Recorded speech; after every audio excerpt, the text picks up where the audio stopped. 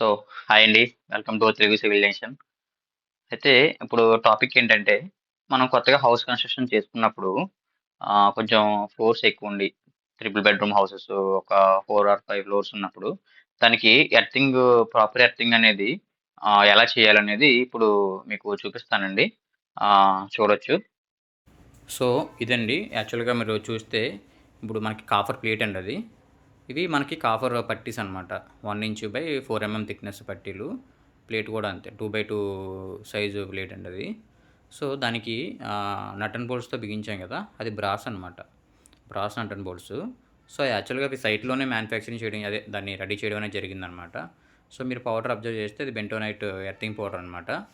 So, యాక్చువల్‌గా అంటే పౌడర్‌ని ఏసుకోవచ్చు. లేదా బొగ్గు గాని బొగ్గు, ఉప్పు కూడా ఏస్తారండి. ప్రెజెంట్ అయితే అన్నీ కాదు కాబట్టి సో, ఇప్పుడు డైరెక్ట్‌గా కెమికలే పౌడరే యూజ్ చేస్తే సరిపోతుందండి.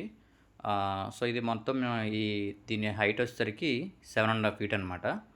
సో, మనకి డెప్త్ కూడా అంతే తీస్తున్నారనమాట. ఇప్పుడు మీరు అది చూస్తే గనక మనిషి మొత్తం క్లోజ్ అయిపోయి ఇంకా కిందకి తీస్తున్నారు. ఆల్రెడీ ఒకటి ఫిక్స్ చేయడం జరిగింది. సో, ఇది తర్వాత అండి. ఇది మనకి తవ్విన తర్వాత దాన్ని కిందే పెట్టేసుకోవాలి. కింద పెట్టేసి యాక్చువల్లీ మేము తవ్విన దగ్గర మాయిశ్చర్ కూడా బాగా ఎక్కువ ఉందనమాట. సో, మీరు అబ్జర్వ్ చేస్తే వాటర్ కూడా వస్తుందనమాట. దానివల్ల అయితే ఇబ్బంది లేదు. సో, ఎర్తింగ్‌కి ఎలాగో మనం వాటర్ తడుపుతూనే ఉంటాము. సో, మాయిశ్చర్‌గా ఉంటే మంచిదేనండి.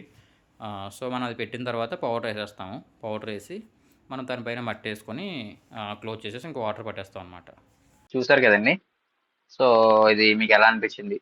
సో, మీకు ఖచ్చితంగా అర్థమైందని చెప్పేసి అనుకుంటున్నాను. సో, ఇంకేమైనా డౌట్స్ ఉంటే గనక మీరు కామెంట్‌లో చెప్పండి. సో, మాక్సిమం ట్రై చేస్తాను మీకు చెప్పడానికి. అండ్ ఇలాంటి కంటెంట్ కోసం మన ఛానల్‌ని సపోర్ట్ చేస్తారని చెప్పి అనుకుంటున్నాను. థ్యాంక్ యూ అండి అందరికీ.